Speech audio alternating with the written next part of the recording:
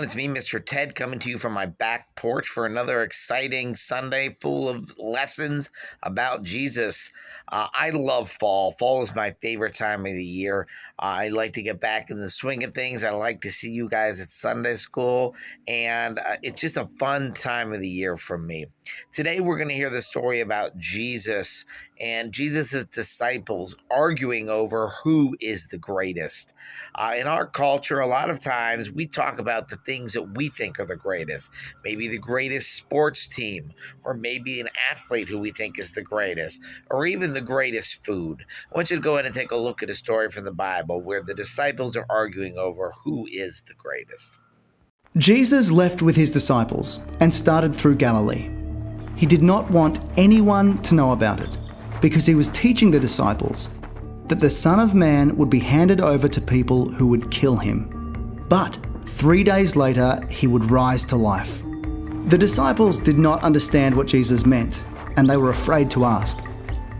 Jesus and his disciples went to his home in Capernaum. After they were inside the house, Jesus asked them, "What were you arguing about along the way?" They had been arguing about which one of them was the greatest, and so they did not answer. After, Jesus sat down and told the 12 disciples to gather around him. He said, "If you want the place of honor, you must become a slave and serve others." Then Jesus had a child stand near him. He put his arm around the child and said, "When you welcome even a child because of me, you welcome me. And when you welcome me, you welcome the one who sent me." John said, "Teacher, we saw a man using your name to force demons out of people, but he wasn't one of us, and we told him to stop." Jesus said to his disciples, "Don't stop him. No one who works miracles in my name will soon turn and say something bad about me. Anyone who isn't against us is for us.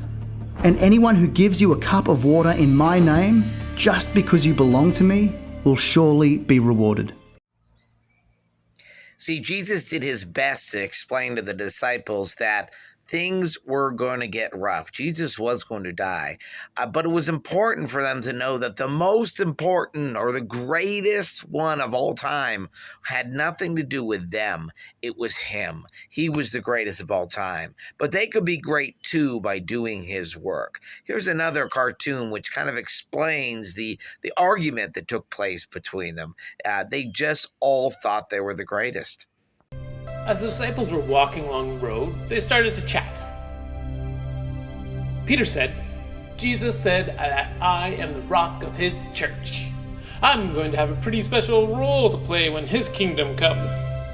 James and John said, "You are simply a foundation to be built upon. We are men of influence and leadership. Jesus will need our connections when his kingdom is established." But Matthew jumped in. And he said, Jesus said that the last will be first.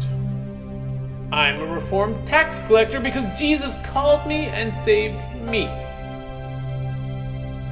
But Simon rebutted, "If that's the case, I'm more special because I was a zealot. The zealots rioted and murdered people for their cause.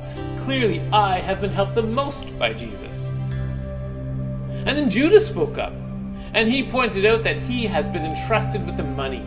Surely that kind of trust means something. And one by one, the disciples argued back and forth about who would be the most important person in the kingdom of God.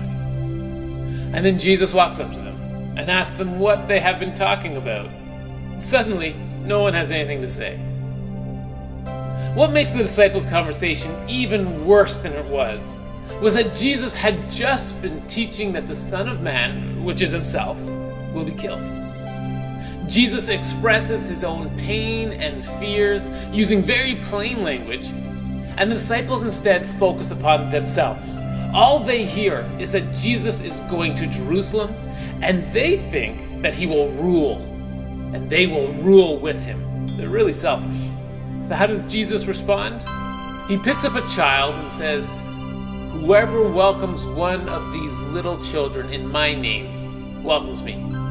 And whoever welcomes me does not welcome me, but the one who sent me."